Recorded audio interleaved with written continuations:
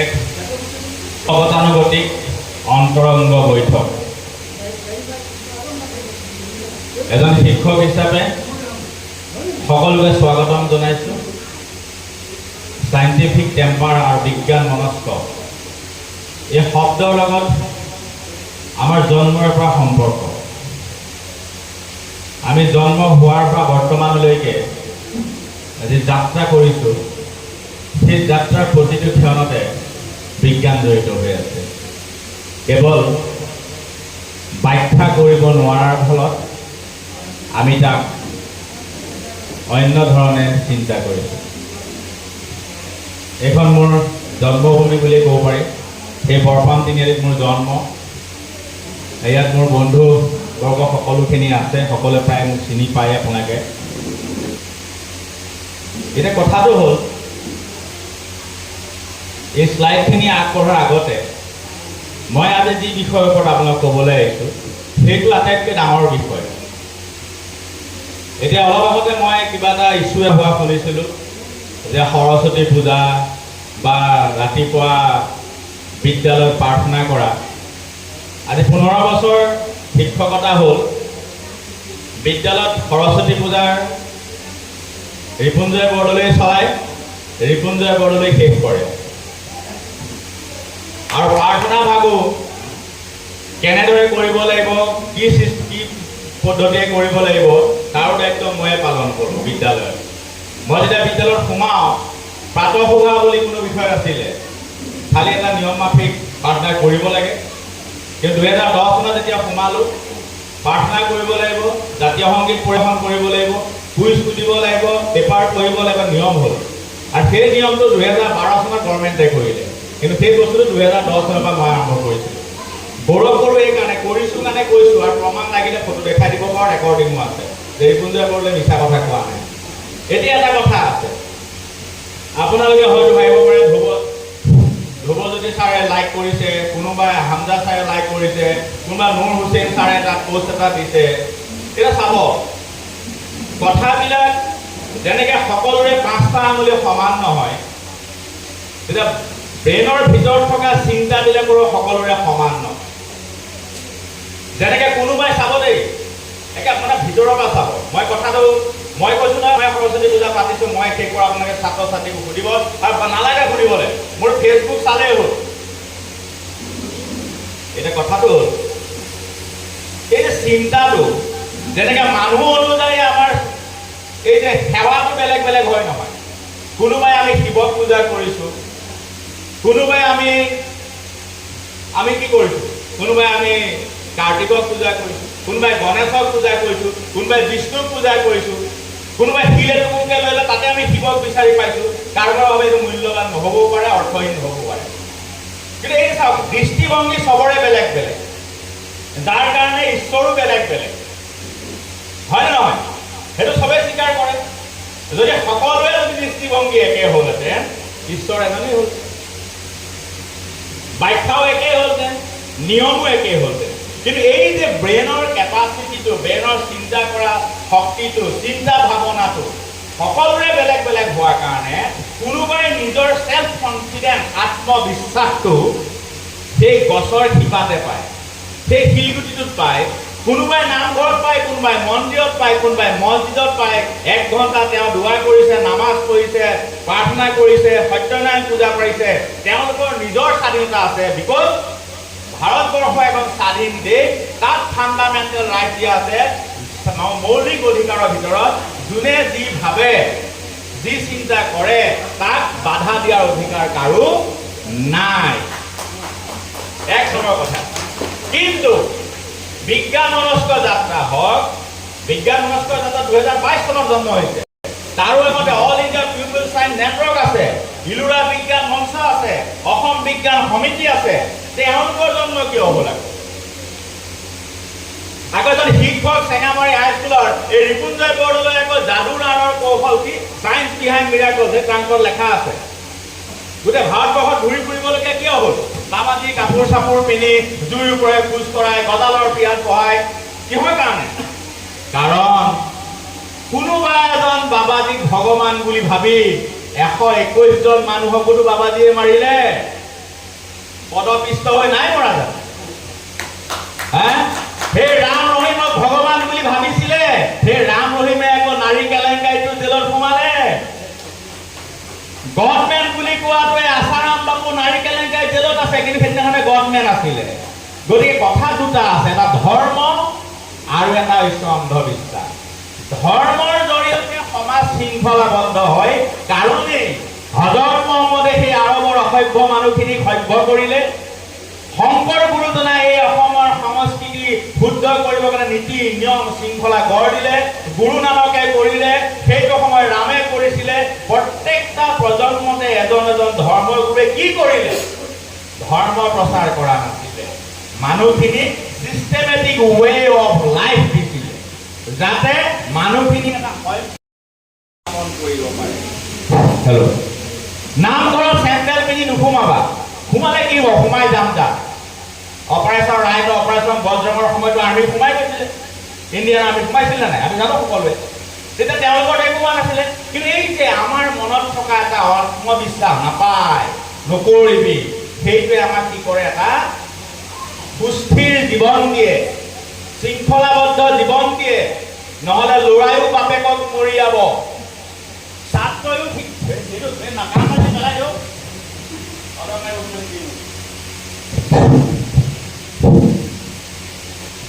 শিক্ষকেও ছাত্ৰক মৰিয়াব, হয়, শিক্ষকেও ছাত্ৰক মৰিয়ায়। তাৰ দৃষ্টিভংগী আকৌ বেলেগ। শিক্ষকজনে বা কি কৰিছে সেইটোতো চাব লাগিব। কিয়ৰ পৰিৱেশত ছাত্ৰজনৰ হাত দাং খাই গৈছিলে, সেই শিক্ষকজনে সেই নীতি নিয়মখিনি মানি চলিছিল নে নাই? এতিয়া যদি কোনোবাই কয় শিক্ষক এজনে নিজৰ শিক্ষক এজনে হাফ পেণ্ট আৰু টি চাৰ্ট, য়েছ, স্বাধীন ভাৰত, হাফ পেণ্ট আৰু টি চাৰ্ট পিন্ধি পেলাই ক্লাছ কৰিবলৈ গ'ল। বহুতে ক'ব পাৰে মই স্বাধীন মনৰ মানুহ, মোৰ অন্ধবিশ্বাস বিশ্বাস নকৰোঁ, মই হাফ পেণ্ট আৰু গেঞ্জি পিন্ধি যাম, টি চাৰ্ট পিন্ধি যাম, কাণফুলি পিন্ধি যাম। তেওঁ শিক্ষক হ'ব নেকি? কিয় মুখৰ মাত দেখোন বন্ধ? য'ত চিঞৰিব লাগে তাত চিঞৰিব। এজনেহে কৈছে নহ'ব, বাকীখিনি হ'ব তাৰমানে? নাই, শুনা নাই মই। বহুত না ডাঙৰকৈ ক'ব লাগিব, কাৰণ মই যেতিয়া ইয়াত থাকোঁ, মই ভাবোঁ সকলো ষ্টুডেণ্ট, মোৰ ইয়াত শিক্ষকো আছে, মাৰ লগৰ ৰামকালুৱা ছাৰ বহি আছে।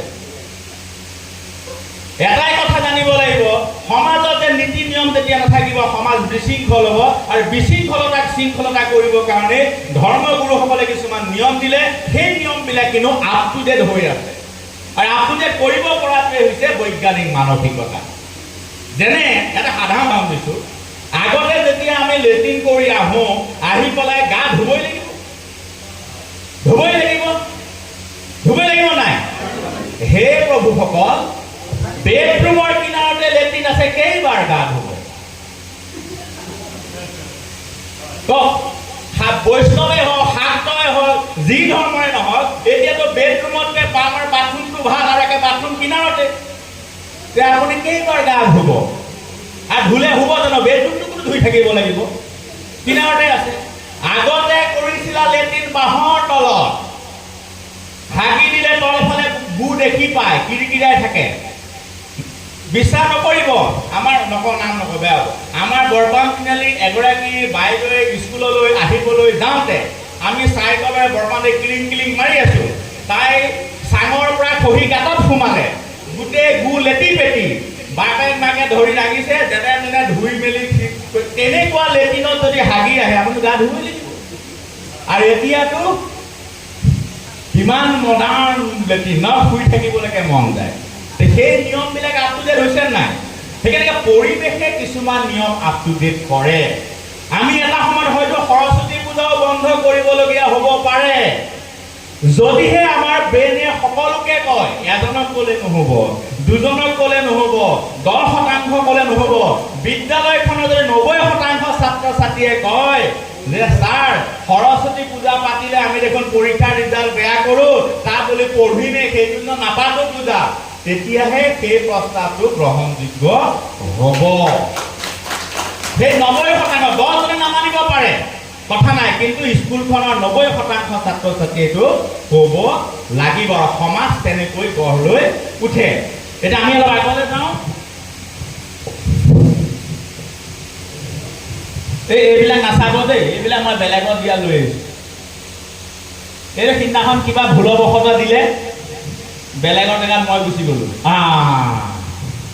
এতিয়া এই যে মই ক'লো এইটো বেটাই নেকি এইটো নতুন বেটাই সোমোৱা নাই এইটো দিগদাৰ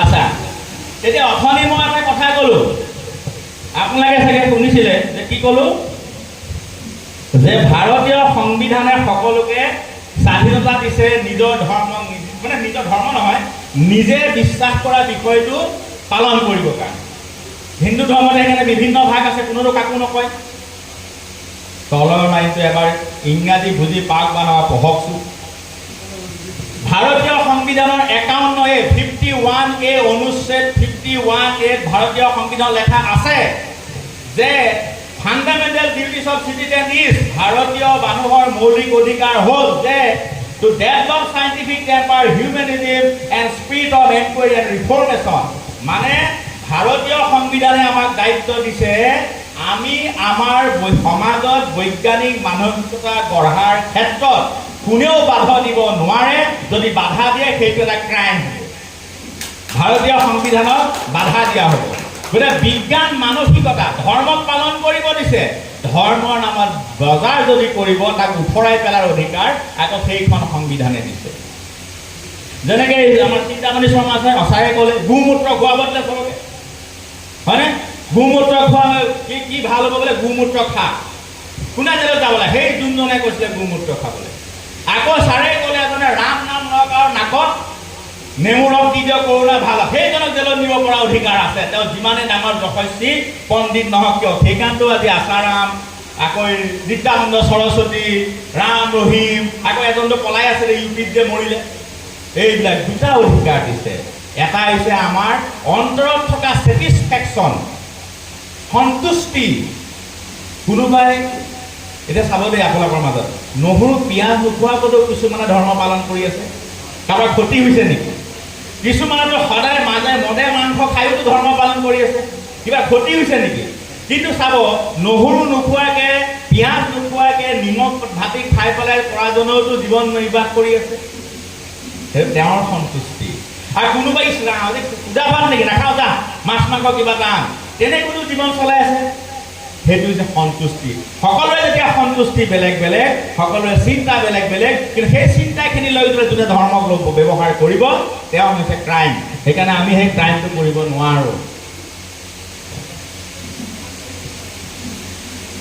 আচ্ছা এইবিলাক ডাঙৰ কথা নাযাওঁ কোঠাইত আমাৰ শিক্ষা বিভাগে কৈছে ভাৰতীয় শিক্ষা বিভাগ কি জানে যদি এজন শিক্ষকে বহুতে সুধিব পাৰে ৰিপুঞ্জয় ছাৰ 9টা বজাৰ পৰা 3টা বজালৈতো আপোনাক স্কুলত ক্লাছ কৰিবলৈ দিয়ে মেথছ আৰু ছায়েন্স আপুনি কিয় এইবিলাক বাবাজী হৈ ঘূৰি দিবলগীয়া হৈছে কিয় যাদু শিকাবলগীয়া হৈছে তো আপোনাৰ কাম নহয় মেজিক মেনৰহে কাম কিন্তু মই তেতিয়া ক'ব পাৰোঁ তেওঁলোকক কাৰণ ভাৰত চৰকাৰৰ শিক্ষা বিভাগে 1964 চন আৰু 66 চনৰ যিখন আইন আছে সেই আইনখনত কৈছে যদি তুমি বিজ্ঞান আৰু গণিত যদি বেয়াকৈ শিকালা ল'ৰা ছোৱালীক বিজ্ঞান আৰু গণিত যদি তুমি ভুলকৈ শিকালা ল'ৰা ছোৱালীক প্ৰেক্টিকেল নকৰাকৈ শিকালা ল'ৰা ছোৱালীক গম পাবা তুমি এটা বেলেগ এটা অন্ধবিশ্বাস তুমি শিকাই আছা ল'ৰা ছোৱালীক আৰু যিটো পাপ মই কৰিব নোৱাৰোঁ পাপৰ কথা আহিলে পাপ মানে বেয়া কাম অঁ এই মাজতে নে ছাৰ ফটকে কওক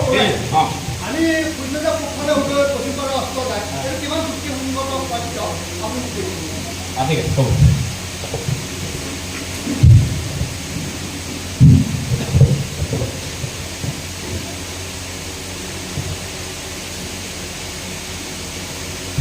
এটা অনুমোদন একদম এই মাজত প্ৰশ্ন আৰু নুসুধিব দেই তাৰমানে নাচি থাকোঁ যে তালটো নাইকিয়া হৈ যাব মই ছাৰক পাৰ্মিশ্যন দিছোঁ দি ন এই মানে তাল নাইকিয়া হৈ গ'লে আকৌ হেৰি বনাই সেউকীটো বেলেগ হৈ যাব ছাৰে সুধিলে সূৰ্য যে পূবফালে উদয় হয় পশ্চিম ফালে মাৰ যায় সেই কথাটো কিমান সঁচা কোনেনো ক'লে সঁচা বুলি আমি সৰুৰে পৰা খালি ট্ৰেঞ্চলেশ্যনে লিখি আছোঁ সূৰ্য চিৰসত্য বাক্য ইংলিছ গ্ৰামাৰত আছে যে সূৰ্য সদায় পূবফালে উদয় হয় পশ্চিম ফালে মাৰ যায় আকাশলৈ গুচি গ'লে হ'ল উৰা জাহাজলৈ গুচি গ'লে হ'ল আজিকালি চবেই উৰা জাহাজত উঠে অকণমান অকণমান পেটটো বিষালে কি নাই বেংগলোৰ গুচি গ'ল উৰাজাহাজত উঠি যাওক তাৰ পাছত কোনফালে পূব কোনফালে পশ্চিম কোনফালে উত্তৰ কোনফালে দক্ষিণ এইখিনি আৰু এটা কথা কৈ দিওঁ আমাৰ পেহীদেউ আছে পেহীদেৱে কি হ'ল এদিন ফোন কৰিছে মোক দিল্লীৰ পৰা বাবু হেৰি নহয় হোটেলত যে আছোঁ এতিয়া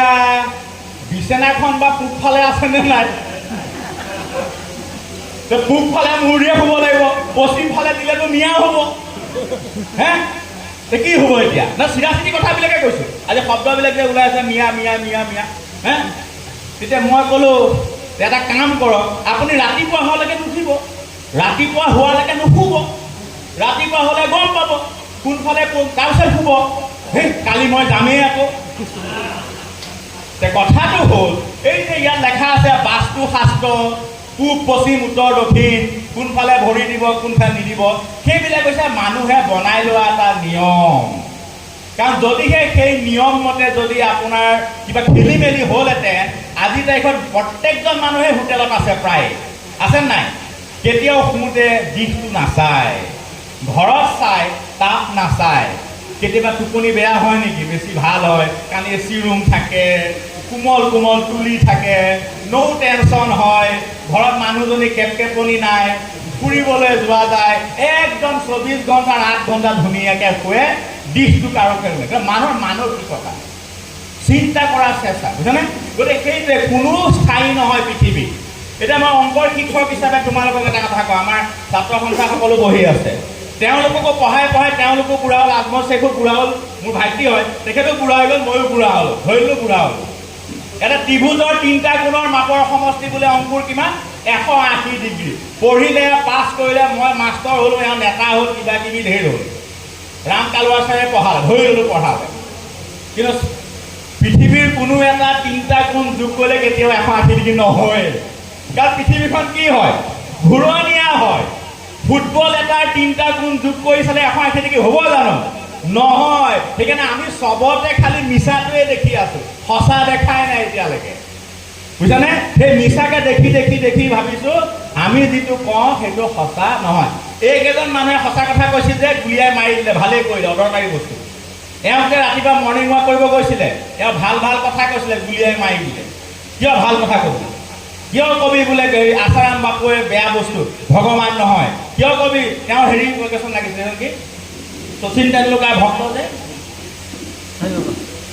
এই দীঘল দীঘল চুলি থাকে যে চাই বাবা সোণৰ বিচনাত শুই যে এই ডুপ্লিকেট চাই বাবাজন আগৰজন নহয় সত্য চাইক মানে ধৰ্মগুৰু বুলি কয় আৰু এইজন হৈছে সোণৰ গুৰু এওঁৰ ইমানেই সোণ মৰাৰ পিছত ধৰিছে মানে গভৰ্ণমেণ্ট অফ ইণ্ডিয়াই গন্তি কৰিব মানে কিমান কুইণ্টেল সোণ তেওঁ ঘৰত আছে ইমান ডাঙৰ ভগৱান তাৰমানে তেওঁৰ চাম চাই মাৰিলে আৰু এই লোক 3জনকো মাৰিলে এজন উকিল এজন ডাক্তৰ এজন সাংবাদিক মাৰি দিলে সঁচা কথা কোৱা মানুহ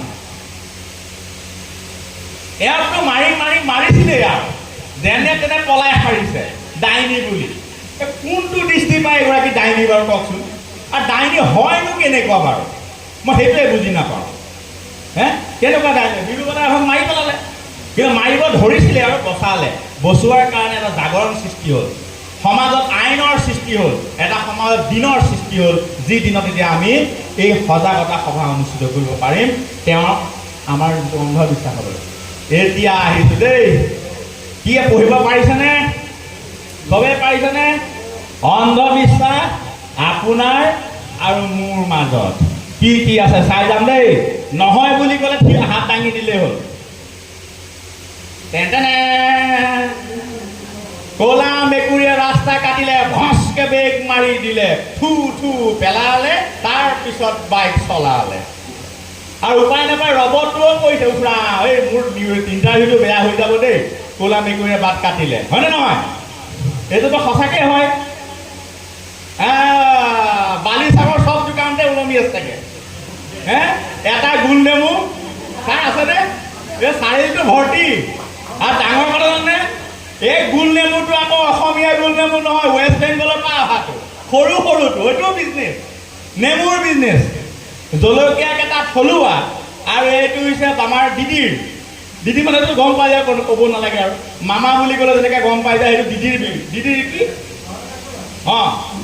তাত বেজি দি সূতা দিব তাৰপিছত এই ওলমাই দিব, ওলমাই দিয়ালে বাহ চব নাইকিয়া হৈ যাব, লাভেই লাভ হ'ব, কোনো চিন্তাই নাই আৰু ওলমাই দিলেই হ'ল আৰু আত্মা ডাইনী দক্ষিণী চব মানে বিশেষকৈ মাইকী মানুহখিনিকে কয় নেকি জানো, মই মতা ডাইনী শুনাই নাই দেখোন, যখিনী মতা জখনা শুনাই নাই দেখোন, চব যখিনী ডাইনী আৰু কিবা কিবি যে কয় ন ছাৰ, চব স্ত্ৰীলিংগ আৰু কুলক্ষণী আকৌ নটশ্বৰী আকৌ এটা কয় নহয় কি যে আকৌ মাও আছে, দুৰ্গা মা, কালী মা, ৰাধা মা, চব মায়ে আছে, ভগৱানো চব মাইকী মানুহ আৰু যখিনীবিলাকো মাইকী মানুহ। কথাটো কি বুজি নাপাওঁ, মতা মানুহৰ একো নাই যেন পাইছোঁ। ছোৱালীসকলক দেখাইছোঁ দেই, ল'ৰাসকলৰ কাম নাই। যে দুটা শালিকা দেখিলে ঠিকেই আছে, আজি দিনটো ভাল হ'ব দেই, এটা শালিকা দেখিলে বিচাৰিব আৰু এটা কৰিছোঁ, আৰু এটা কৰিছোঁ, বিজুৰীয়া হ'লে বেয়া হ'ব যে, এইটো চবেই বিশ্বাস জানে, চবৰে অন্ধবিশ্বাস সেইটো এটা। এটা বালিচাং বৰপান তিনিআলি এই আমাৰ গাঁৱতো সদায় দুডাল বাঢ়নি যদি লাগি থাকিলে শাহু বোৱাৰী কেটেং কেটেং কেটেং কেটেং কেটেং আৰম্ভ হৈ গ'ল আৰু ঐ মৰতি ঝাৰু কেইডাল আঁতৰ কৰি থ, কাজিয়া লগাব আহিছে ঘৰখনত, সেইকাৰণে বেলেগ বেলেগে ৰাখিবই লাগিব, চিৰ সত্য, সূৰ্য যেনেকৈ পূব ফালে ওলায়। বাপৰে হেৰ' মই পেঞ্চনৰ কামটো হৈছে নে চাবলৈ যাব ওলাইছিলোঁ, কোনে বাৰু খালী বাল্টিংটো সন্মুখত থৈ দিছে, ঘৰখনত চব মানে মৰা মানুহ সোপা আছে, আজি নহ'ব আৰু পেঞ্চনৰ কাম, বাদ দে নাযাওঁ মই আৰু, খালী বাল্টিং থৈ দিছে বাহিৰত। সেইটো অন্ধবিশ্বাস নহয় জানো? ডাঙৰ কথালৈ যাব নালাগে, সৰস্বতী পূজাৰ পিছতো বন্ধ হ'ব, এইখিনি বন্ধ হৈ লওকচোন বাৰু, এইখিনি বন্ধ হৈ লওক আগতে। ৰাতি 12 বাজি গ'ল, বাগানৰ ঘড়ীটোত টং টং টং 12টা বাজিলোঁ, ঠাণ্ডা ঠাণ্ডা বতাহ আহিছে আৰু তেতিয়াই ফেঁচাই নিউ নিউ নিউ হ'লৈ কাৰোবাক নিবই, কাৰোবাক নিবই, দুৰ্ভাগ্যবশতঃ প্ৰেছাৰ ষ্ট্ৰ'ক হৈ পেলাই কোনোবা এটা মৰিলে, নিলে হেৰ' নিলে, বুজিছনে? কালি যে ফেঁচাই নিউ নিউ কৈছে নিলে। এতিয়া বিজ্ঞানটো হ'ল ৰাতি 12টা বজাততো 12টা বজাৰ ঘণ্টিয়ে মাৰিব ঘড়ীয়ে, 11টা বজাতো নামাৰে, 1 নম্বৰ। 2 নম্বৰ কথাটো হৈছে 12টা বজাত আমি জানো যে যোনে সমাজ বিজ্ঞান পঢ়িছে চবেই জানে যে সাগৰীয় বতাহ স্থলভাগলৈ, জলভাগৰ বতাহ স্থলভাগলৈ, স্থলভাগৰ বতাহ জলভাগলৈ, গতিকে ঠাণ্ডা বতাহ ফিৰফিৰীয়া বতাহ মাৰিবই। 2 নম্বৰ। 3 নম্বৰ কথা, হেৰ' ফেঁচাই যে নিউ নিউ কৈছে, মানুহেহে কৈছে, যেনেকৈ কেতেকী অ' ধন কেতেকী, হেৰ' সি কেতেকী মাতিছে নে কি মাতিছে, আমিহে নামটো দিছোঁ, সি কেতেকী নামাতিবও পাৰে। ফেঁচাইটো ঢেৰ মাত মাতে, মাতে নামাতে, দিনতো ফেঁচাই মাতে, দুপৰীয়া মাতে, সন্ধিয়া মাতে, ৰাতিও মাতে, চবতে নাম নাম বেলেগ, কিন্তু মিলি যায় যে, কাৰণ ৰাতি 12টা বজাত বেলেগ চৰাই শুই থাকে, জীয়া উঠি থাকে কোন? ফেঁচাটো। চব মিলি পেলাই কি হ'ল, আত্মা আহি গ'ল দেই, একদম আত্মা আহি গৈছে। আৰু এই অমুকায়ো যেতিয়া ইউনিভাৰ্চিটিত পঢ়ি আছিলে, এই আত্মা মাতিছিলোঁ 12টা বজাত, পৰীক্ষা কৰিও চাইছিলোঁ, আত্মা আহিছিলোঁ, পিছত ধৰা পৰিলেতো তাৰ বন্ধা আছিল লগৰটো, বুজিছে নাই? এটা পেকিং থাকে। গণিতৰ পৰীক্ষা কেতিয়াও ডিম খাই নাযাবা, আলু পাবা, মাকেও নিদিয়ে, ল'ৰা ছোৱালীও নাখায়, আমলেট পাৰি আৰু আমলেটটো মডিফাইড ভাৰ্চনটো ফেটেটা হৈ যায় যে, কেতিয়াও আমলেট খাই যাব পাৰি, ডিম খাই যাব নোৱাৰি। আচ্ছা,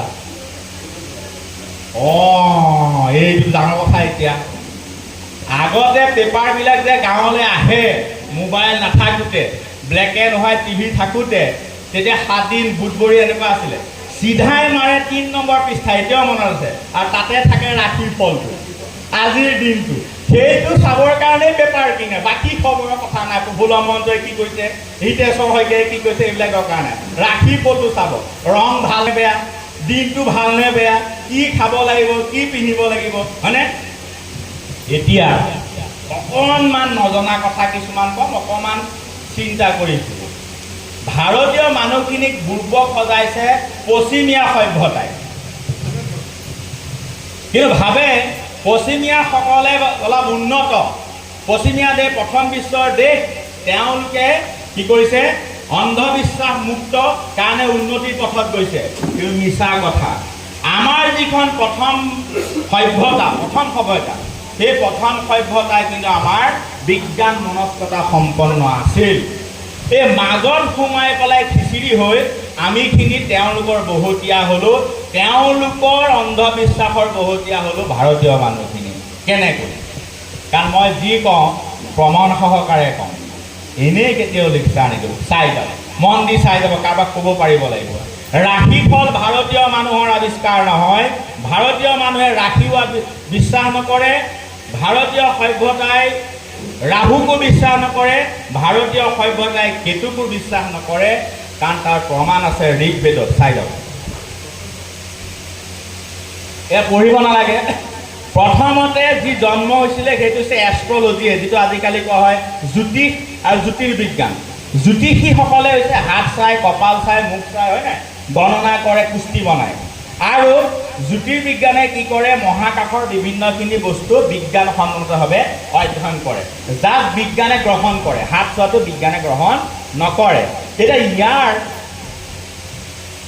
যদি অৰিজিনটো চাই, জ্যোতিৰ্বিজ্ঞানটো ভাৰতৰ আৰু জ্যোতিষ শাস্ত্ৰটো বাহিৰৰ, আমাৰ নহয়। বহুতে গম নাপায়, ইয়াত বহি থকা ৯৯% গম নাপায়। মই দায়িত্ব থকাখিনি কথা বাদ দিম। বহুতে ভাবে জ্যোতিষ শাস্ত্ৰ আমাৰ নহয়, আমি জ্যোতিৰ্বিজ্ঞানৰ মানুহ। চাই যাওক, আমাক কিন্তু বিকশিত কৰা হৈছে। এই যে সেই ব্যক্তিগৰাকী চিনি পায়নে? কোনে? আৰ্যভট্ট, হয়নে? এইফালে এওঁ এতিয়া মানে কি, তোমালোক ষ্টুডেণ্টো আছে জনাইছোঁ, এষ্ট্ৰনমাৰ আৰু এষ্ট্ৰনাট মানে মহাকাশ বিজ্ঞানী আৰু মহাকাশচাৰী। যোনে মহাকাশ যানত উঠি ওপৰলৈ যায় তেওঁলোক হৈছেগৈ মহাকাশচাৰী, ইংৰাজীত কয় এষ্ট্ৰনাট। আৰু যোনে তলত থাকিও যদি তালৈ নাযায়, তেওঁলোকে গৱেষণা কৰে, তেওঁলোকৰ হৈছে কি হৈছে ইংৰাজী কয় এষ্ট্ৰনমাৰ বা মহাকাশ বিজ্ঞানী। এজন এষ্ট্ৰনাট তেওঁ মহাকাশ বিজ্ঞানীও হ'ব পাৰে, এষ্ট্ৰনমাৰো হ'ব পাৰে, কিন্তু বাধ্যতামূলক নহয়। কিন্তু মহাকাশলৈ নোযোৱাকৈ এজন এষ্ট্ৰনাট হ'ব কেতিয়াও নোৱাৰে।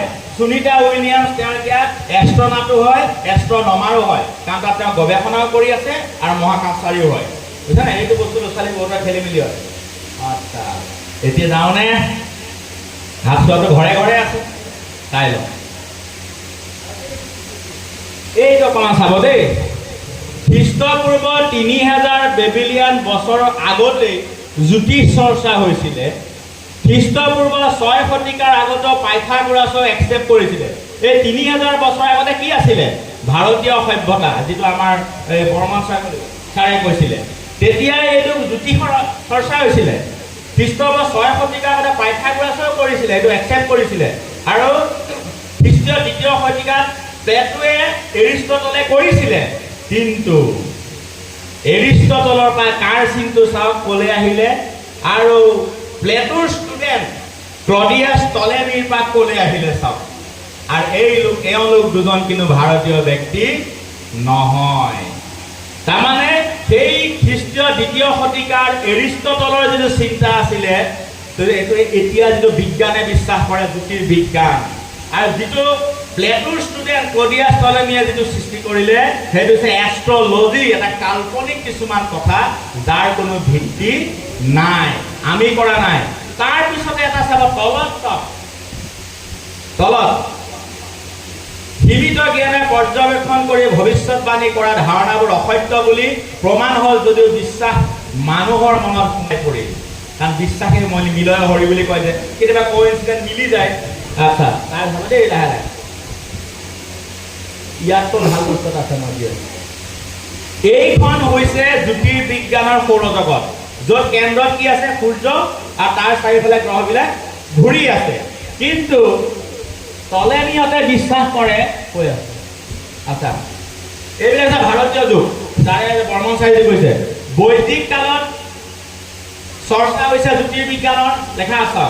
বেদান্ত কালত চৰ্চা হৈছে জ্যোতিৰ্বিজ্ঞানৰ, সিদ্ধান্ত যুগতো বা আধুনিক যুগলৈকে চৰ্চা হৈছে জ্যোতিৰ্বিজ্ঞানৰ। দেই, ভাৰতীয়সকল জ্যোতিষ শাস্ত্ৰৰ লগত জড়িত পিছত হৈছে। মই বাৰে বাৰে কৈ আছো, হাত চোৱাত ভাৰতীয়ই বিশ্বাস কৰা নাছিলে।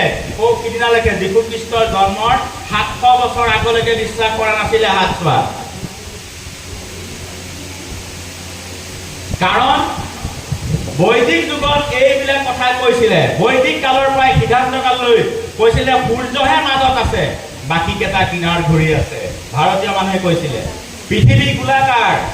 তেতিয়া বুনুক জ্বলাই দিছিলে পৃথিৱীখন চেপেটা হোৱাৰ কাৰণে, কিন্তু ভাৰতত আগৰ পৰাই চলি আছিলে। সৌৰজগতৰ ওপৰত ধাৰণা আছিলে। সৌৰ বছৰ ৩৬৫ দিন। চন্দ্ৰৰ নিজা পোহৰ নাই বুলি তেতিয়াই কৈছিলে।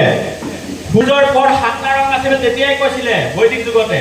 সূৰ্যগ্ৰহণৰ চন্দ্ৰগ্ৰহণৰ প্ৰকৃত কাৰণ কৈছিলে। সেই প্ৰকৃত কাৰণ হৈছে দুটা। সূৰ্যগ্ৰহণৰ কাৰণে যিটো বিন্দু সেইটো হৈছে ৰাহু, আৰু চন্দ্ৰগ্ৰহণৰ কাৰণে যিটো বিন্দু, যিটো বিন্দুত এটাই ৰেখাত পৃথিৱী, চন্দ্ৰ আৰু সূৰ্য আহে সেইটো হয় কেতু, আৰু চন্দ্ৰগ্ৰহণৰ সময়ত যিটো আহে তিনিটা একেলগে আহে যে সেইটো কয় ৰাহু। সেইটো আছিলে ঋগবেদৰ পইণ্ট, বিন্দু, দ্য কানেকশ্যন পইণ্ট, যিটো বিন্দুৰ সূৰ্যগ্ৰহণৰ চন্দ্ৰ হ'ব পাৰে, কিন্তু সেইটো বস্তু বৰ্তমান বেলেগ। আৰু তেতিয়াই কি কৈছিলে ৩৬০ দিনত এবছৰ হয় বুলি। ভাবি চাওক কিমান একুৰেট আছিলে, 5 দিনৰ ইফাল সিফাল। কিন্তু এতিয়া চাওক অবাস্তৱ জ্যোতিষ কোনে সোমোৱালে চাব দেই। মই চিন্তা কৰিছোঁ খ্ৰীষ্টাব্দ কালত আলেকজেণ্ডাৰে যেতিয়া ভাৰত আক্ৰমণ কৰিছিলে, চবেই বুৰঞ্জী পঢ়িছে ক্ৰমে। ভাৰত আক্ৰমণ কৰাৰ পিছত ভাৰতীয় জ্যোতিৰ্বিজ্ঞানৰ জ্যোতিষৰ প্ৰভাৱ পৰে, মানে সৌসিদিনা আলেকজেণ্ডাৰৰ লগত টলেমিৰ ধাৰণাই ভাৰতীয় সুপ্ৰতিষ্ঠিত জ্যোতিৰ্বিজ্ঞানক দিগভ্ৰষ্ট কৰি তোলে। প্ৰমাণ আছে, এইখিনি প্ৰমাণিত তথ্য। জ্যোতিৰ্বিদ আৰ্যভট্টই টলেমিৰ ধাৰণাক ভ্ৰান্ত বুলি কৈছিলে, প্ৰমাণ কৰি সূৰ্যকেন্দ্ৰিক বিশ্বৰ কথা উল্লেখ কৰিছিলে। টলেমি যে উপজন টলেমিয়ে যে ভুল কৈছে। তেওঁ কৈছিলে যে পৃথিৱীৰ মাজত আছে, সূৰ্য ঘূৰি আছে। কিন্তু আমাৰ আৰ্যভট্টই কি কৈছিলে যে নহয়, সূৰ্যৰ মাজত আছে, পৃথিৱীৰ চাৰিওফালে পৃথিৱী মানে সূৰ্যৰ মাজত আছে, পৃথিৱী ঘূৰি আছে। আমি কোৱা নাছিলো। কিন্তু সমসাময়িক বৰামিহিৰে অবাস্তৱ টলেমিৰ ধাৰণা ভাৰতত বহুল প্ৰচাৰ কৰিলে। কাৰণ বৰামিহি আছিলে ৰজাৰ বিজ্ঞানী। আৰ্যভট্টই ৰাজকীয় সন্মান লোৱা নাছিলে। ৰজাৰ যোনে ঘৰত থাকিব প্ৰচাৰটো কম হ'ব নে বেছি হ'ব? বেছি হ'ব। সেইটো বেছি প্ৰচাৰ হ'ল, যাৰ বাবে ভাৰতত অবাস্তৱ জ্যোতিষ চৰ্চাৰ পিতৃ বুলি আমি কাক কোৱা হয়? বৰাহমিহিৰক। আৰ্যভট্টই সুন্দৰ ধাৰণা ৰাখিছিলে, কিন্তু বৰাহমিহিৰে গোটেইখন খেলি মেলি কৰি পেলালে। আনকি এইটো প্ৰমাণ কৰিলে বৰাহমিহিৰে যে আৰ্যভট্ট মূৰ্খ, মইহে শুদ্ধ। চাওকচোন ভাবক, এতিয়া বৰাহমিহিৰটো ভীষণ পণ্ডিত হয়, কিন্তু তেওঁলোকৰ পণ্ডিত দুজনৰ মাজত যি কাজিয়া হ'ল তাৰ পৰা জ্যোতিষ শাস্ত্ৰই আমাৰ ভাৰতত স্থান পালে। কিন্তু আৰ্যভট্টক কি বুলি ক'লে? মূৰ্খ বুলি সজালে। এইখন হৈছে আপোনালোকে যোনে হাত চাই আপোনালোকৰ পৃথিৱী সৌৰজগত। এইখন যোনে হাত চোৱাত বিশ্বাস কৰে, ৰাশিফলত বিশ্বাস কৰে, পুষ্টিত বিশ্বাস কৰে, তেওঁলোকে বিশ্বাস কৰে যে পৃথিৱীৰ মাজত আছে, সূৰ্যকে ধৰি বাকীখিনি গ্ৰহ চাৰিওফালে ঘূৰি আছে, আৰু ইউৰেনাছ আৰু নেপচুন নাই। কি আছে? ৰাহু আৰু কেতু আছে। আপোনালোকে এতিয়া আজিৰ পৰা বোলে বিশ্বাস কৰক বা নকৰক আপোনাৰ কথা। ৰিপুঞ্জয় ছাৰে কেতিয়াও কোৱা নাই ৰাশিফল বিশ্বাস নকৰিব বুলি। সেইটো নিজৰ নিজৰ কথা। মই কেতিয়াও কাকো দাবী নিদিওঁ, আৰু আপোনালোকতো আৰু দাবী নিদিওঁ। কাৰণ কিয় জানেনে? আপোনালোক হৈছে বুঢ়া বাঁহ। বুঢ়া বাঁহক বেকা কৰিলে ভাঙি যায়, আৰু এওঁলোক হৈছে লেকেচি বিলাকক যেনেকে বেকা কৰিব তেনেকে বেন হয়। গতিকে মোৰ টাৰ্গেট আপোনালোক নহয়। আপোনালোকে বুঢ়া হৈ গ'ল, শিকি গ'ল, তেনেকেই কৰি আছে, তেনেকেই মৰক, ন' প্ৰব্লেম। কিন্তু উঠি অহা প্ৰজন্মক শুদ্ধ কৰাটোহে মোৰ দায়িত্ব। সেইটোহে মই কৰি আছো। আজি মাতিলে আহিলো, কিন্তু মানসিকভাৱে মই সন্তুষ্ট নহয়। কাৰণ এই টাংকত থকা বস্তুখিনি মই উলিয়াবও পাৰোঁ। কাৰণ এইখিনি অনলি ফৰ ষ্টুডেণ্ট। কাৰণ আপোনালোকক যিমানেই শিকাওঁ, এই আজি 50 বছৰ হৈ গ'ল এনেকৈ চলি আছো, আকৌ ই ক'লে বুলি সৰু পোৱালিতে ক'লে বুলি মই মানিম নেকি? নালাগে মানিব। নাতিজনক মনাটোৱে মোৰ কাম, বুজিছেনে? সেই নাতিগৰাকীকহে শুদ্ধ কৰিব লাগে মই। এইবিলাক আৰু নকওঁ। এইবিলাক গম পালে আমি শুদ্ধ ভাৰতীয়সকল। বৰামিহিৰে খেলি মেলি কৰিলে এইবিলাক কৈ এইটো ষ্টুডেণ্ট নাই নহয়, নকওঁ দিয়ক। পৃথিৱীতকৈ বেলেগৰ কোনোবা জীৱ আছে নেকি? নকওঁ। আপোনালোকে জানে এইবিলাক আপোনাৰ পৰা নহয়। এইখিনিতো আৰু এইখিনিতো আৰু ন, আমাৰ আলবশেখাৰ ছোৱালী বিচাৰি পোৱা নাই। সেইজন চাবজিং যাৰ কৈছে চাওকচোন, চাওক মোৰ ভাগ্যখন চাই দিয়ক, ছোৱালীজনী কোনফালে বা পাওঁ। সেইজনে যদি কয় ঘৰো নাই, লুঙি এখন পিন্ধি আছে, অৱস্থা কাহিল, এই MBA পাছ কৰাটো ক'ব নেকি তই ছোৱালী ক'ত পাবি, তই চাকৰি কেতিয়া পাবি? সিয়ে যদি নিজে ক'ব পৰা হেঁতেন সিয়ে চাকৰি এটা ল'লেহেঁতেন দেখোন। হে তেনেকুৱাই অৱস্থা হৈছে আপোনাৰ। এতিয়া চাব দেই, আমাৰ গাঁৱে গাঁৱে মই দেখিছোঁ ঘৰে আগতে টাটা AC গাড়ী এখন ভগৱানৰ নিচিনা মন্দিৰ এটা বনাই ল'ব, তাত কি হয় 5 ঠেঙীয়া গাই এজনীক উঠাই দিয়ে। আৰু আপোনালোকেতো চবেতো নাচায়, চকুটো মেলি নাচায় নহয়। মই মেলি চাওঁতে দেখো কিছুমান অপাৰেশ্যন কৰি এটা ঠেং এনেই চিলাই থৈ দিয়ে, চিলনি কৰি থৈ দিয়ে। আচ্ছা বনাই থয়। এতিয়া কথাটো হ'ল যুক্তিটো দেই, ঠিক আছে, কাৰোবাৰ বিশ্বাস সেইজন কামধেনুৰ অৱতাৰ, ভগৱান শ্ৰীকৃষ্ণৰ বাহন, তাৰ সেৱা কৰিলে কিবা এটা ভাল হ'ব, ঠিক আছে, মই তাক সন্মান কৰোঁ। কিন্তু মই ক'ব খুজিছোঁ, যদিহে তোমাৰ ঘৰত সঁচাকৈ কৃষ্ণৰ বাহন জন্ম হৈছে, যদি সঁচাকৈ তোমাৰ ঘৰত কামধেনু জন্ম হৈছে, তে তুমি UP বিহাৰৰ পৰা আহি ইয়াত ভিক্ষা কিয় মাগি আছা? তুমি বেলেগ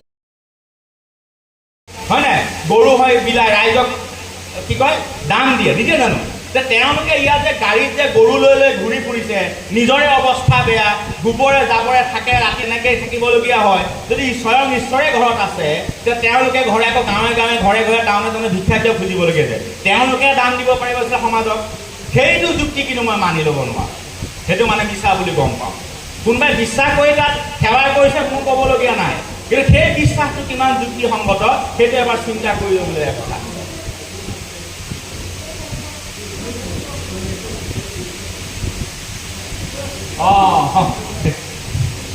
মোৰো মায়ে যে এই কোনটো হাতত লগাইবা? অনা এইটো নেকি ন? এইটো নে এইটো বাইদেউ? এইটো তৰ্জনী আঙুলি নে অনামিকা?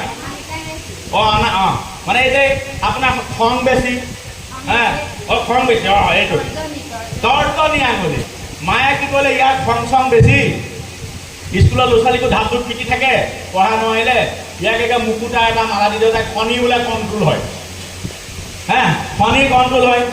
তাৰপিছত এতিয়া মানে মাকটোতো একো ক'ব নোৱাৰে ধৰা, মাক আৰু কোৱা মানে মায়ে অন্তৰত দুখ পাব, কিবা কৰিব, পিটিও দিব পাৰে, এতিয়ালৈকে পিটিয়ে থাকে। মাষ্টৰ হ'লেও কাম নাই, ভুল হ'লে ধাপ ধাপ দি দিয়ে আৰু। এতিয়া মুকুতাৰ আঙঠিটো বনাই আনিলে, পিন্ধিব দিলে, তৰ্জনী মুঠৰ হ'ব পিন্ধিম, পিন্ধি আছোঁ বাওঁ হাতৰ তৰ্জনী হ'ল। আৰু এবাৰ কৈ দিলে বোলে নহয়, ই হেৰি তাৰ চাকৰিটো ৰেগুলাৰ হোৱা নাই, বৰ্তমানলৈকেও হোৱা নাই বাৰু, 14 বছৰ হৈ গ'ল। গতিকে চাকৰি ৰেগুলাৰ হ'ব আৰু ছোৱালীও পাব, একদম গুৱাহাটী ফালৰ ছোৱালী পাব একদম ধুনীয়াকৈ। তে মায়ে বোলে কি কৰিব লাগিব? এই এগ্ৰিকালচাৰৰ এজন আছিল নহয়, খুব বিখ্যাত, গ'ল যে তেওঁ। তাৰপিছত আৰু ক'লে হেৰি, এই ইয়াৰ এটা কাম কৰিব, শনিবাৰে ক'লা মাছ আনিব। চাবলৈ মই বনাই পোৱা নাই, কিন্তু বনাই পোৱা মোৰ স্বভাৱ নাই। মাক মাতি আনিব, ফোন কৰি সুধিব, এই কাৰোবাৰ পৰা ফোন কৰিলে হৈ যাব। শনিবাৰে ক'লা মাছৰ পুৰি পেলাই, ক'লা মাছৰ পুৰি পেলাই কি হৈছিলে, মেকুৰীক খুৱাব দিছে, ক'লা মেকুৰী। মাছটোতো আহি গ'ল, ক'লা মাছ পুৰিও দিলে, পিটিকাটো ময়ে খাম আকৌ। আৰে গৰৈ মাছৰ পিটিকা মই মেকুৰীক খুৱাম নেকি? তোমালোকেও খুৱাবা নে? নোখোৱা। বিয়াও হ'ল, চাকৰি নহ'ল বেলেগ কথা, চাকৰি নোহোৱাকৈ বেষ্ট টিচাৰো পালোঁ, সেইটো ডাঙৰ কথা ন। যাৰ চাকৰিয়ে ৰেগুলাৰ নাই, এই বেষ্ট টিচাৰো পালে আৰু অসমৰ ভিতৰত। গতিকে এইবিলাক চব বেবেৰী বাং। আৰু এটা কথা, এই যে শনিৰ লগতে মই জড়িত পাইছোঁ দেই। এতিয়া চাব দেই, আপোনালোকে ধ্ৰুৱচৰক বেল নিদিব। ছাৰৰ বিজ্ঞান মানসিকতা সম্পন্ন ব্যক্তি, মই শ্ৰদ্ধা কৰোঁ তেখেতক। তেখেতৰ চিন্তা কাৰোবাৰ গ্ৰহণ নহ'ব পাৰে, এইটো বেলেগ কথা। চবৰে নিজৰ স্বাধীনতা আছে বুলি ক'লোঁ নাই মই, স্বাধীনতা ঠিক আছে। কিন্তু চাওকচোন, এইজন চন্দ্ৰযান 3 উৎক্ষেপণ কৰিব, পুতলা এটা নি পেলাই মন্দিৰলৈ গৈছে পূজা কৰিবলৈ। তে আমাৰ মানুহখিনিতো হাঁহিব, তই চন্দ্ৰযান পঠিয়াবি চন্দ্ৰলৈ, আকৌ তাৰ পুতলাটো নি পেলাই পূজা কিয় কৰিবলৈ? তইতো বিজ্ঞানী হয়। এইবিলাক কি মানুহ? এইবিলাক কি মানুহ?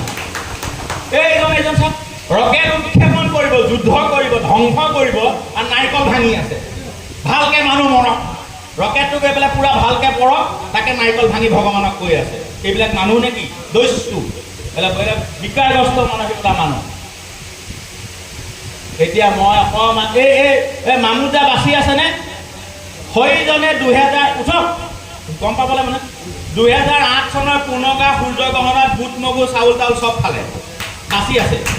মই খালোঁ, মই ক'লে প্ৰমাণ নাপাব যে এয়া চাওক, এই গোটেইখিনি মানুহে সূৰ্যগ্ৰহণৰ সময়ত খাদ্য খাইছিলে আৰু আজি 10 বছৰ হৈ গ'লে 7-8 বছৰ হৈ গ'ল, জীয়াই আছে, কৰি আছে, চলি আছে, হয়নে?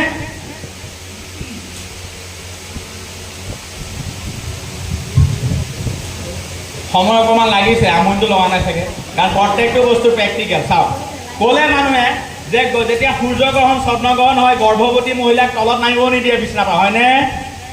এই হয় বুলি নকয় কেলে, আপোনাৰ বোৱাৰীক দিব আপুনি? নিদিয়ে বিচনাৰ পৰা তলত নামিব নিদিয়ে, মই জানো, হয়নে? চোৱাটোতো দূৰৰে কথা, খানা খোৱাটো দূৰৰে কথা, মাটিত ভৰি দিবলৈকে নিদিয়ে। তে কি কৰা যাওক? এই ভিডিঅ'টো মোৰ নামটো চবে জানে নাজানে? নে ক'ব এই যে বৰপামৰ দুলালৰ বেটা এটা আছিল কি পেটুৱা ৰকম, ই কৈ পেলাই গুচি গ'ল। মোৰ নাম হৈছে ৰিপুঞ্জয় বৰদলৈ। ইউটিউবত চাব ৰিপুঞ্জয় বৰদলৈ, এই ভিডিঅ'টো চাব। ভিডিঅ'টো কি পাব? মোৰ গৰ্ভৱতী পৰিবাৰ, কাৰণ মই বেলেগৰ সৈতে পৰীক্ষা কৰিব নোৱাৰোঁ। মোৰ পৰিবাৰ গৰ্ভৱতী 8 মাহ, তেওঁ লাইভ চন্দ্ৰগ্ৰহণ চাইছে, আমলেট ৰুটি খাইছে, মোৰ ছোৱালীও চাইছে। মই এতিয়া প্লে নকৰোঁ, ইয়াত প্ৰমাণ কৰি চালোঁ। যদি কিবা অসুবিধা হয় মোৰ সন্তানৰ ক্ষেত্ৰতে হওক তেতিয়া ক'ব, কাৰণ মই ভাষণ দিটো লাভ নাই, কাৰণ হজৰত মহম্মদে কি কৈছিলে? উপদেশতকৈ আৰ্হি ভাল, চেনি নিজে বন্ধ কৰি আনক উপদেশ দিছিলে। সেইকাৰণে মই মোৰ পৰিবাৰৰ ক্ষেত্ৰতে চালোঁ, মোৰ সন্তানৰ ক্ষেত্ৰত চালোঁ। ল'ৰাটো বৰ্তমান 1.5 বছৰ, ছোৱালীজনী 2য় শ্ৰেণীত পঢ়ি আছে, এতিয়ালৈকে নাই। পিছত গৈ পেলাই পেটৰ বেমাৰ হ'লে নকওঁ যে চন্দ্ৰগ্ৰহণ চোৱাৰ কাৰণে পেটৰ বেমাৰ হৈছিল, এইবিলাক বাদ দিয়ক।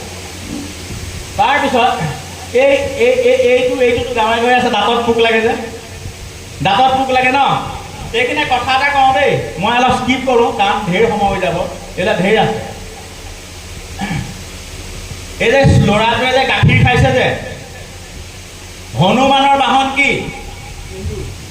নিগনি বা এন্দুৰ। এন্দুৰে খোৱা গাখীৰখিনি ভাল বুলি কোৱাৰ কাৰণে বাচ্চাটোক গাখীৰখিনি খাবলৈ দিছে। আপোনালোকে খাব দিবনে? হনুমান পূজা কৰে, মই বাধা দিয়া নাই, কিন্তু হনুমানৰ বাহন নিগনি হ'ল বুলি নিগনিয়ে খোৱা গাখীৰখিনি আপোনালোকৰ ল'ৰা ছোৱালী নাতিনি খাব দিবনে? সেইটোৱেই বিজ্ঞান মানসিকতা, সেইটোৱে আমাৰ উদ্দেশ্য। হনুমান পূজা কৰক, গণেশ পূজা কৰক, আমাৰ কমপ্লেইন নাই, কিন্তু তাৰ নামত কিছুমান আপোনাৰ যদি প্ৰসাদ, এয়া চাব দেই, এয়া চাওক, নিগনিয়ে খোৱা প্ৰসাদ পেকেট কৰি বান্ধি গাঁৱৰ মানুহক দি আছে। আপুনি খাবনে? যদি নাখায় তেতিয়াহ'লে গম পাইছোঁ আপোনাৰ বিজ্ঞান মানসিকতা সম্পন্ন, বুজিছেনে? গণেশক পূজা কৰিবলৈ হাক দিয়া নাই। এইটো পলিঅ' বেমাৰ হৈছে, বাচ্চাটো বুঢ়া মানুহতে পলিঅ' ভাল কৰিছে, আপোনাক গ্ৰহণ কৰিবনে? ডিঙিত বুঢ়াটোৰ ভৰি আছে আৰু ইয়াত আছে লিংগৰ ওপৰত, পলিঅ' ভাল কৰিব পাৰিব না? এইটো চলি আছে বৰ্তমান। 2019 চনৰ ফটো এইখন, বিহাৰৰ এখন জেগাৰ। বিহাৰৰ মানুহখিনি কি ভাৰতীয় মানুহ নহয় নেকি? আমাৰ অমহিমী নহয় নেকি? এই সমাজখন কেনেকৈ চলি আছে ভাবি চাওক। কি এই ডাইনী হত্যা, এইটো মই ক'বই লাগিব। আই গোসাঁনীয়ে কৈছে চবকে আঁঠুকাৰ, চব বুঢ়া মানুহ আঁঠুকাৰি আছে আৰু সৰু ছোৱালীজনীয়ে উপদেশ দি আছে। চামগুৰি গাঁও, চামগুৰি গাঁও চিনি পায়নে? চবেই চিনি পায়। সৌখন বৰপাম তিনিআলি ভেলেগুৰি পিছফালে চামগুৰি গাঁও, হয়নে? চামগুৰি গাঁৱত মাৰ মাহীয়েকৰ ঘৰ, দেৱ গোসাঁই মহাওক চিনি পাই চাগে, দেৱ মহন্ত ঢুকালে এতিয়া। আচ্ছা, মায়ে কোৱা কথা যে চামগুৰি গাঁৱত আই উঠিলে, ঠিক আছে, চব ধূনা চুনা দি গোটেই আই চবৰে উঠিছে আৰু। আমাৰতো আই মানে মোৰ আইতা হ'ব, মাৰ মাহীয়েকৰ গোসাঁই, আইতাৰ মেইন মানে আই উঠিছে মানে হ'ল। গোটেইখন গোটেই হুলস্থুল আৰু চব আৰু বাহিৰ বৰপাম তিনিআলি ভিলাদাৰী সেই বৰপাম থাকাকে চবেই মানে চাকি ঢাকি দিবলৈ আহিছে, চবেই শৰাই চৰাই দিছে, আই উঠিছে, পূজা পাতল চলি আছে। আৰু আপোনালোকে এইটো জানে যে দেৱ গোসাঁই ককা, মোৰ ককা হয়, তেখেত আছিলে দলং বনোৱা মিস্ত্ৰী, হয়নে? মিস্ত্ৰী আছে হয়, চিনি পোৱাসকলে মই জানো। তেওঁ দলং বনাই ঘূৰি থাকে। সেইটো সময়ত তেওঁ নাছিলে, তেওঁ ডিব্ৰুগড় ক'ৰবাত আছিলে।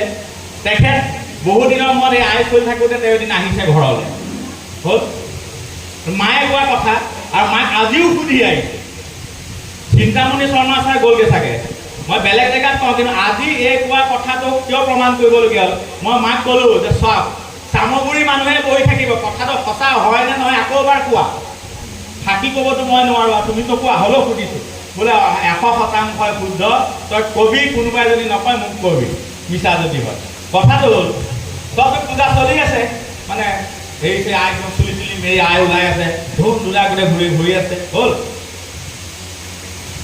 ককা আহিলে কামৰ পৰা বৈন্যমত আহিছে আহি পেলাই গোসানী বুলিয়ে মাতে গোসানী পানী দি দে তেতিয়া চাব অসমীয়া সংস্কৃতি সেইটো এটা বিজ্ঞান কি কেতিয়াও বাহিৰৰ পৰা অহা ব্যক্তিজনে নাদৰ ওচৰলৈ যাব কিন্তু নাদৰ পৰা পানী কেতিয়াও নুতুলে কাৰণ পানীখিনি যদি বীজাণু যায় সেইটো চাইন্স নহয় জানো ৰখি আছে ককা পানী তোলা নাই কাৰণ দিব লাগিব কাপোৰ সলাব লাগিব যাতে গা ধুই তেতিয়াহে তিয়নিখন পিন্ধি ভিতৰলৈ সোমাব সেইটো বিজ্ঞান কিন্তু অসমীয়া সমাজৰ আচ্ছা ৰখি আছে গোসানী নাই ধূপ চুপ গোন্ধাই আছে মানুহ আহি আছে কি মানুহজনী একেবাৰে মই আহোঁ দৌৰি নাহে গোসানী তই পানী অকণ উঠাই দে নাই তাৰপিছত এজনে ক'লে হেৰি আমাৰ খুৰাদেউ আপুনি নামাতিব তেখেতৰ গোসানী উঠিছে নহয় আই উঠিছে আমুক উঠিছে কি আই উঠিছে এই গোসানী ভিতৰ পাতো আৰু আইতাইটো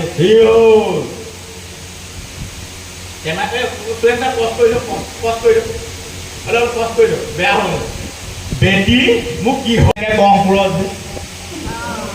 গহপুৰত যে পিছত মমিনালীয়ে ঘোঁৰাটো উঠাই গাধাটো উঠাই উঠাই গৈ আছে নাই ফট বুঢ়া ডাঙৰীয়া ডেট ইজ দ্য বিশ্বাস আৰু সেই বিশ্বাসটো অন্ধবিশ্বাস ইমানে ভয় কৰে কোনো এজনে তাৰ বিৰুদ্ধে ক'বৰ কাৰণে সাহস কৰিব নোৱাৰে ডাঙৰ সমস্যাটো হৈছে সেইটো যিটো ককাই কৰিব পাৰিছিলে আৰু যিটো মায়ে মোক মায়ে যদি কোৱাহেঁতেন তই বোৱাৰীজনীক চন্দ্ৰগ্ৰহণ নেদেখাবি বুলি মোৰ অকণমান দিগদাৰ হ'লহেঁতেন যিমানে জ্যেষ্ঠ কিন্তু মাক কৈছিলোঁ যে দেখাম নে দেখা একো নহয় খোৱাম নে খোৱা একো নহয় সেইদিনাখনেই আমাৰ যে এই যে মহন্ত বজাৰ ঘৰৰ কিনাৰ মুক্তিমনৰ ঘৰৰ যে এই যে ল'ৰাজনে চানা টানা বিক্ৰী কৰে যে তেওঁলোকৰ বিয়াৰ ৰিচিপশ্যন চলি আছে গ্ৰহণো চলি আছে মাংস ভাতো চবেই খাই আছে কাৰো একো নহ'ল কিন্তু ঘৰত কিন্তু কোনেও পোৱা নাই বুজা নাই বিয়া আৰু এতিয়া কেনেকৈ কেঞ্চেল কৰিব চন্দ্ৰগ্ৰহণ হ'ল বুলি গতিকে এইবিলাক এইটোৱে তিনিটা পাঁচটা ঠেঙৰ যে এই যদি চাওকচোন গাঁওখনৰ মংগল হ'ব বুলি এই সৰু ছোৱালীজনী কুকুৰৰ লগত বিয়া কৰি দিছে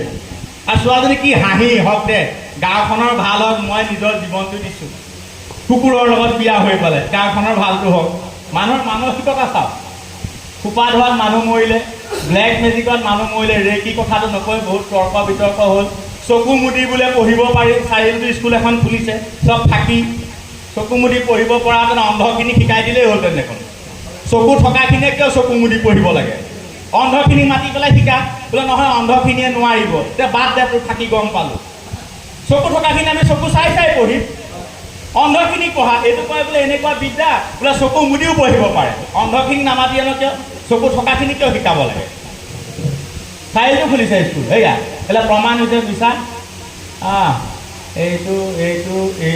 এইবিলাক চব ঠিক থাকি এইবিলাক আপোনালোকক দেখাইছোঁ যে এইবিলাক হৈছে আপোনালোকৰ মই আৰু এই এটা দৰকাৰী বস্তু দেখিলোঁ দেই এইটো বিজ্ঞান বুলি আপোনালোকে জানেনে এইটো এটা ভগৱানৰ লীলা বুলি ভাবিছে যিটো যে আমাৰ ৰাম মন্দিৰ বনালে ৰাম মন্দিৰত যে ৰামৰ মূৰ্তিটো আছে ৰামৰ মূৰ্তিত যে সূৰ্য তিলক কৰে এইটো বিকজ অফ চায়েন্স ফিজিক্সৰ আৰু চবেই জানে 9 আৰু 10টো চবেই পঢ়িছে চাগে 10ত থকা পোহৰৰ প্ৰতিফলন আৰু পোহৰৰ প্ৰতিফলনৰ সূত্ৰ যদি নহয় ৰামলালাৰ কপালত কেতিয়াও সূৰ্যৰ পোহৰ নপৰে কাৰণ সেইটো হৈছে পেৰিস্কোপ সূৰ্যৰ পোহৰ আহিছে সেইখন আপোনাৰ 45 ডিগ্ৰী কোণত পৰিছে আকৌ তলত আহিছে 3 মহলাৰ তলত থকা ৰামলালাৰ ফটোত গৈ পেলাই সেই পোহৰটো পৰিছে সেইকাৰণে দিনটোৰ সকলো সময়তে ৰামলালাৰ কপালত সূৰ্য তিলক নহয় কাৰণ সূৰ্য ঘূৰি আছে পৃথিৱীও ঘূৰি আছে আকৌ ছমাহ সূৰ্য তিলক নহয় কাৰণ কি হ'ল পৃথিৱীৰ অক্ষৰেখাডাল সূৰ্যৰ ৰেখা নিমিলে গোটেই ফুটাটো নিমিলে সূৰ্যৰ পোহৰ নাহে গোটেই সূৰ্য তিলক নহয় ইয়াত অলৌকিকতা একো নাই তাত বিকজ অফ ফিজিক্স চায়েন্সৰ ফিজিক্স সোমাই আছে মই শেষ কৰিব গৈছোঁ দেই দৌৰা দৌৰি দৌৰা-দৌৰি এইটো দেখিছেনে? এই বগা এই যে নীলা নীলা ভগৱান, আকাশৰ পৰা পৰি গ'ল নীলা ভগৱান, মন্দিৰ হৈ গ'ল, MLA ফাণ্ডো দিলে, UP CP চব মন্দিৰ হৈ গ'ল। জাগ্ৰত নীলা ভগৱান, নীলা বুলি ক'লে কৃষ্ণ, জাগ্ৰত মানে কৃষ্ণৰ অৱতাৰ আহিছে, হৈ গ'ল। তেতিয়া এইবিলাক মানুহৰ নিচিনা লেতেৰা মানুহবিলাকে পাই গ'ল খুচৰি বোলে নীলাবিলাক কি আনিবতো নিদিয়ে, ভগৱানৰ অৱতাৰ কেনেকৈ আনিব দিব? কেনেবাকৈ সৰু টুকুৰা ধাননি পথাৰত পালে, চাওঁচোন বিষ্ণু কি হয়, পিছত গম পোৱা গ'ল UP সেই জেগাকণত এয়াৰপৰ্ট ওচৰত আছে, তাৰ লেণ্ডিং আৰু কি হয়, সেইটো কি কয়, লেণ্ডিং আৰু টেক অফ আৰু লেণ্ডিং হয়, মানে উৰাজাহাজ ওপৰলৈ উঠে তললৈ নামে, শুনি আছে নহয়? এতিয়া কি হ'ল, আমাৰ উৰাজাহাজৰ যিটো লেট্ৰিন, সেই লেট্ৰিনত চাকিং কৰি পেলাই কি হয় বস্তুবিলাক টানে, আৰু সেই বস্তুখিনি টানিবৰ কাৰণে বিজল বস্তু ব্যৱহাৰ কৰে, হাৰ্পিকৰ নিচিনা নীলা নীলা। কেতিয়াবা কি হয়, অভাৰফ্লো যেতিয়া টেংকিত হৈ যায়, লেণ্ডিঙৰ সময়ত টুকুৰাবিলাক কিনাৰেদি পৰি পেলাই বৰফৰ টুকুৰা হিচাপে পৰে, আৰু সেয়াই হৈছে কি হ'ল জাগ্ৰত নীলা কৃষ্ণ। আৰু MLA সকলে ৰাস্তা বনাই মন্দিৰ বনাই দিলে। যেতিয়া এইবিলাক ব্যক্তি, আমাৰ খুচৰি থকা ব্যক্তিয়ে গম পালে যে লেট্ৰিনৰ পানী বৰফ হৈ আছে, সেয়া শেষ। মই সেই কথাখিনিকে কৈছোঁ, সেইখিনিহে প্ৰয়োজন আপোনালোকৰ কথা। এতিয়া মই সামৰণিৰ ফালে গৈছোঁ, অনুগ্ৰহ কৰিছোঁ, আমাৰ আছুৰ ল'ৰাসকলো আছে, জিলাৰ মানুহ আছে, আপচুৰো আছে, হয়নে, আৰু আই মাতৃসকলো আছে, জ্যেষ্ঠসকলো আছে। ষ্টিং, আমাৰ ডাক্তৰ ধ্ৰুৱজ্যোতি ছাৰো আছে। এই ষ্টিং বোলা বস্তুটো অক্ষয় কুমাৰে এডভাৰটাইজ দিয়ে, 20 টকা ষ্টিং খাব লাগে, এনাৰ্জি পাব লাগে, অনুগ্ৰহ কৰি নাখাব। কাৰণ অক্ষয় কুমাৰে এটা কথা নকয় যে তাত লেখা আছে, 1 নম্বৰ শিশুৱে খাব নালাগে, ক্লাছ 10লৈকে কোনো ল'ৰা ছোৱালীয়ে ষ্টিং খাব নালাগে। 2 গৰ্ভৱতী মহিলাই ষ্টিং খাব নালাগে। 3 যি মাকে গাখীৰ খুৱাই আছে ষ্টিং খাব নালাগে। 4 যিসকলৰ কেফেনৰ প্ৰতি এলাৰ্জি আছে তেওঁ খাব নালাগে।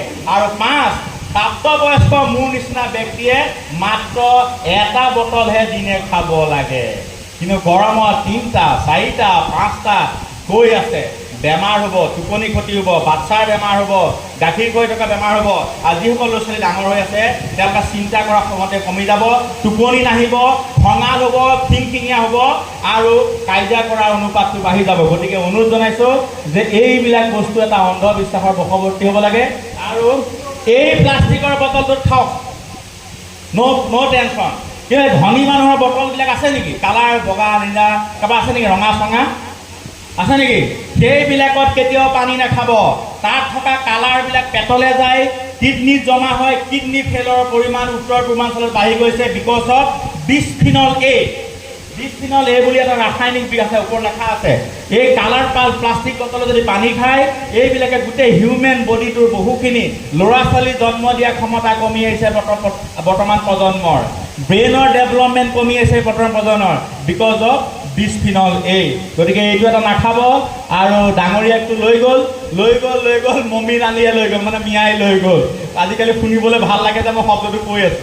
মই আকৌ ইনচাল্ট কৰি কোৱা নাই দেই, চবেই জানে মই কেতিয়াও কাকো ইনচাল্ট নকৰোঁ। কিন্তু শব্দ কিছুমানে এনেকুৱা বেপাৰ কৰে, সেই বেপাৰবিলাকত বেয়া লাগে নিজকে। যেনেকৈ অসমীয়া কোন বুলি প্ৰশ্ন সোধে, এতিয়া মিয়া কোন বুলি যদি প্ৰশ্ন সুধি থাকে কাক ক'ব তেতিয়াহ'লে? যি নহওক, অসমত থকা সকলোৱে অসমীয়া।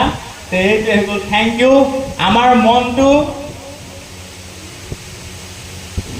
ঘূৰি যোৱা এই জাৰুত যোৱা ডাইনীজনী, তাইৰ লগত যোৱা মেকুৰীজনীৰ লগত নিচিনা নহয়, সেই মকৰাটোৰ নিচিনা হ'ব লাগে, যি অকলে সমাজখনক শুদ্ধ পথত টানিবলৈ আপ্ৰাণ চেষ্টা কৰিছে। মকৰা হওক, সমাজত চলি থকা অন্ধবিশ্বাসৰ প্ৰশ্ৰয় নিদিব, ধাৰ্মিক হওক, কিন্তু অন্ধবিশ্বাসী বা ধৰ্ম নামৰ ব্যৱসায়বিলাক নচলাব। তাকে ক'লোঁ ধন্যবাদ। ক্ৰিয়াকলাপ নুখুলোঁ, সময় নাই। কেতিয়াবা যদি আপোনালোকে বিচাৰে ৰাজহুৱাভাৱে সকলো কৰাই দিম। জুইৰ ওপৰত খোজকাঢ়িব, গজালৰ পিৰাত বহিব, তাত জুই লগাই দিব, চব কৰিব। এটাই কথা মনত ৰাখিব যে যিবিলাক বস্তু গডমেন বুলি বাবাজীবিলাকে কৰে, চব কাম মই কৰিব পাৰোঁ, কাৰণ শিকিবলগীয়া হৈছে। কাৰণ শিক্ষকে যদি নিশিকায় কোনে শিকাব? ধন্যবাদ।